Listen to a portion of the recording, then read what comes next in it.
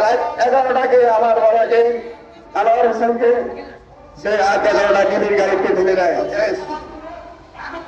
তারপরে জানুয়ারি 5 তারিখে আরেকটা মামলা থেকে সেখানে থানায় থেকে আনোয়ার হোসেন ফোন দেয় আমার মেয়ের কাছে যে আপা টাকা লাগবে, আমাকে উদ্ধার করো। আমি থানায়, আমি আমার মেয়েকে নিয়ে, আমার মেয়ে বাসা করবে জমি বিক্রি করছে, 5 লক্ষ টাকা নিয়ে যাই, নিয়ে যাই আমার মেয়ের সঙ্গে আমি আছি, আমি আমাকে 5 লক্ষ টাকা দেই। দেওয়ার পরে আমাকে বসে রেখে আমাকে ওখানে মাদক ব্যবসায় থেকে মনে করেন 40,000 টাকা ঘুষ দিয়েছিল পুলিশ। নেওয়াতে তার স্ত্রীকে ছেড়ে দিবে, সে গর্ভবতী ছেড়ে নাই, পাবলিক ধাওয়া করছে। সেখানে ওই মামলার আসামি আনোয়ারের সঙ্গে আমাকে পাঠিয়ে দিল।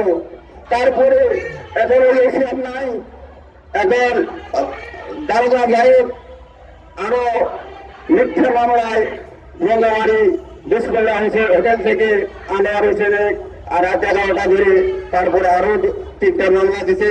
এখন আনোয়ারের বোন ভাই আনোয়ারের বাবাকে অফিস করে আমাকে অ্যারেস্ট করবেন, আনোয়ারের পরিবারকে ধ্বংস করে দিলে আমি আপনাদের কাছে বাবা হিসেবে